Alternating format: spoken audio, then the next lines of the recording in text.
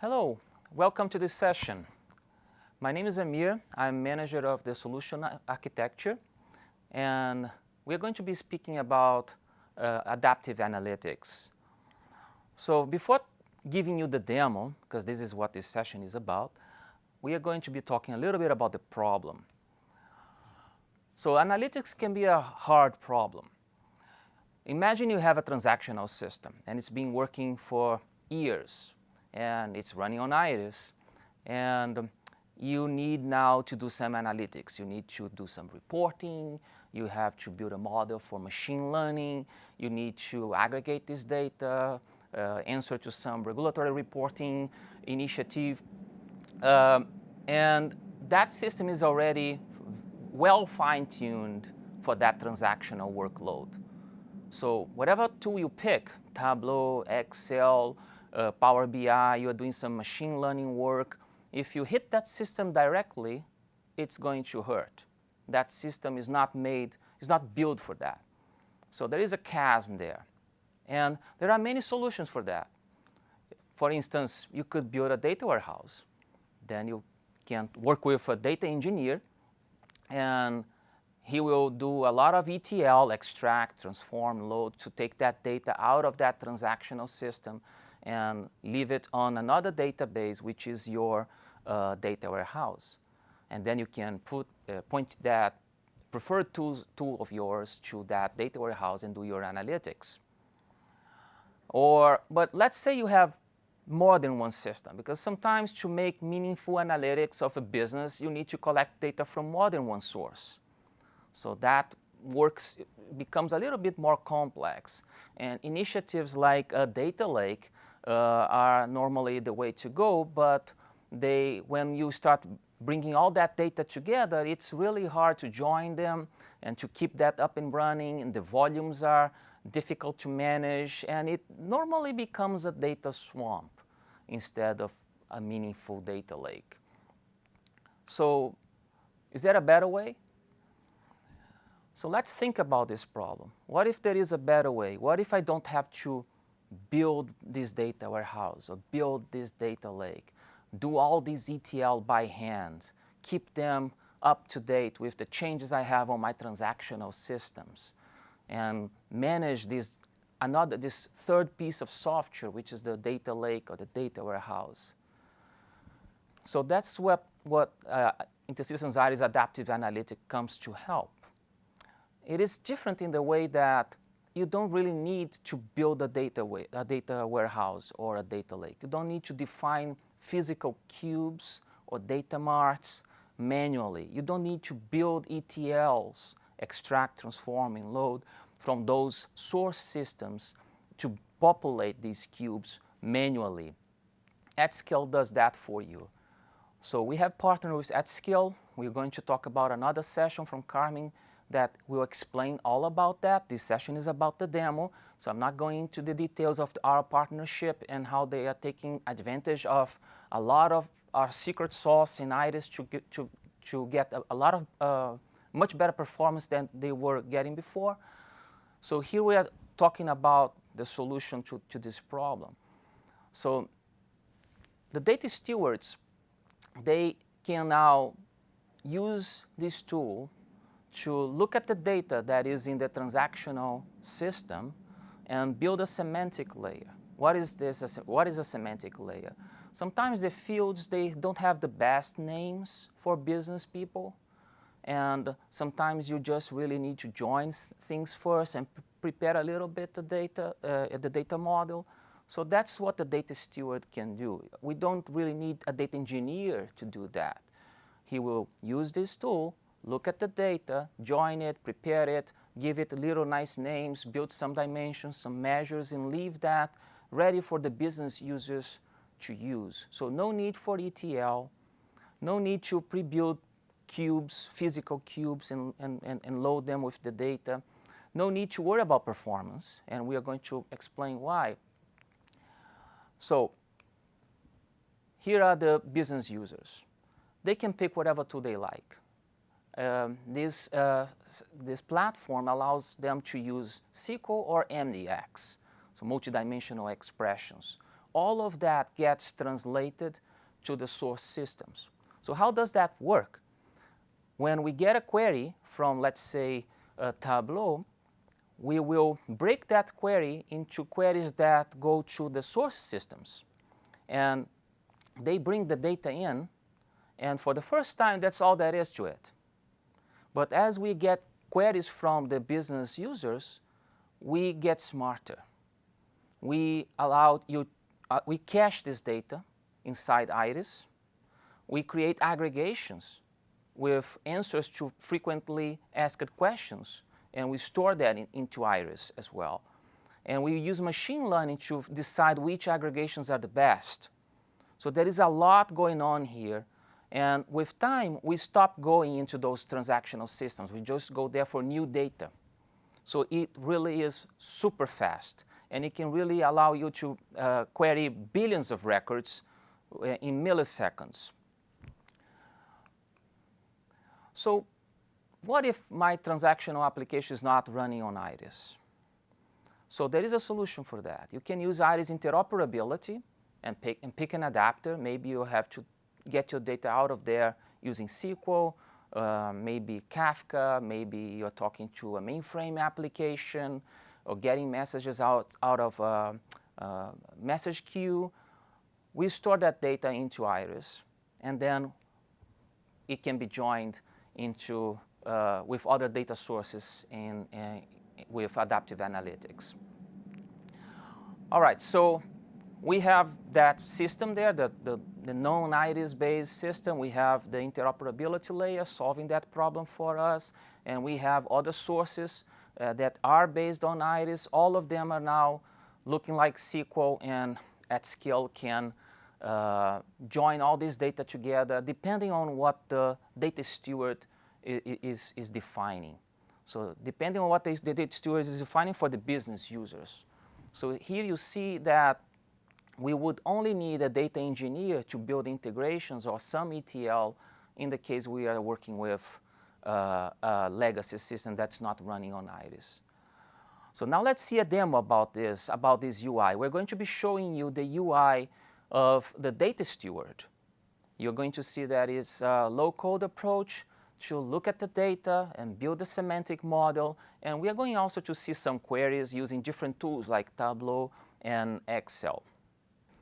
So where is this demo running? Because we're talking about performance. So you have to have an idea of the hardware we are using. So Iris is running on an 8-core machine with 32 gigs of RAM. And it has 1 billion rows loaded into it. And at scale is also running on a 32 gigs RAM machine with 8 cores, so identical machines. And all of this is happening inside these two machines. All right? So let's see the demo. So here in Iris, we can see a table with about 1 billion records and some other tables that we'll be using to join with. Now let's jump into at scale. Here in the right, you can see the tables that we were looking in Iris. And you can take a look at the data if you want. And if you want to start modeling, you just drag that table into the diagram. The blue ones is my fact table. The green ones are the dimension tables. The gray ones are degenerate tables. So as an example, let's start building a measure. It's a simple aggregation. Let's click here, add a measure, give it a name. We can keep a short name, but we have a description field that's going to be visible on the BI tool. I'm not typing anything here because we need to move fast. Let's pick the table now. And let's pick the column from the table. Now let's pick what is the aggregation type. We have a lot, not only mean, max, average, sum, but also standard deviation. And we can pick a folder. These folders will also be visible on the BI tools like Tableau. So you can organize everything here for the users in the BI tools. Let's just pick one and save. So this is a virtual cube. We are not bringing your data here. The data is still in Iris. Now let's talk about consumption, right? This is Tableau, and all the dimensions and measures we saw there in at scale, they are here. And we can start dragging some stuff into a report. And you can see that the data is coming in very fast, all the aggregations that we are asking for. It's running on top of 1 billion records. If we go back to at scale, we can see the queries that Tableau was sending to at scale. This is the original query that is on top of the virtual cube. But down here, you can see also the queries that at scale was sending to Iris. So the original query sent by Tableau gets translated to this query you're looking at. And this query is joining the data and fetching the data from Iris. And as the users are using Tableau, Excel, whatever they want, at scale is learning from their queries patterns, and using machine learning to create aggregates. Those are cache tables. So those are new tables created inside Iris that are used by at scale to hold these computations. So queries will be a lot faster with time. As at scale learns, the queries will become faster and faster. So now let's jump to Excel. Let's pick some dimensions here. The folders, as we described in at scale, they appear here. Let's just try to create a similar query that we did with Tableau. There you go. We have generated a very similar dashboard. Now in Excel, you can click plus and drill down. Again, we query 1 billion rows.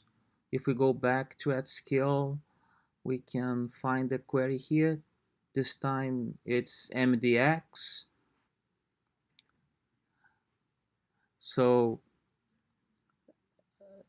at scale translates this MDX to SQL as well. But look, this time the SQL is much simpler. They are using a lot more aggregates this time. So as people are using and querying, at scale is learning and creating optimizations to make the queries run a lot faster. Let's go back to Iris and see those aggregates. There is a lot of work that at scale is doing to integrate Iris into at scale. So here are the aggregates. And as this work moves forward, they will be using special features of Iris, our special indexes, and even some backdoors to make this run faster and faster, much faster than any other databases. They have already told us that they have never seen performance like this with other databases they support. Well, I hope you enjoyed the demo. So here are 3 takeaways for you. First of all, we don't need to build the physical cubes. We don't need to build ETLs. And better yet, we don't need to maintain them over time. So that's what we call data virtualization. The second takeaway is that you can have multiple sources. It's not only about having just one transactional system. You can actually get data from any Iris-based system. And if you're talking to a legacy system that is not Iris, you can always have Iris interoperability to fetch that data for you. And the third is that this is for unprecedented scale. Unprecedented is a word that is being used too frequently today, but it is true.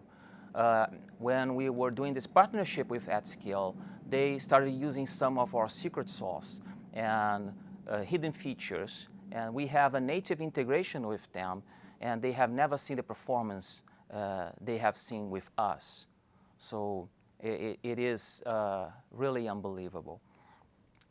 So please there is this other session from Carmen that explains all about that, our partnership with AtScale and what is happening with InterSystems Iris business intelligence, and a lot more. It's a very good session, very informative. Please take a look at that. And if you want to contact us, here is my email. Just send me an email. Well, thank you very much for your time.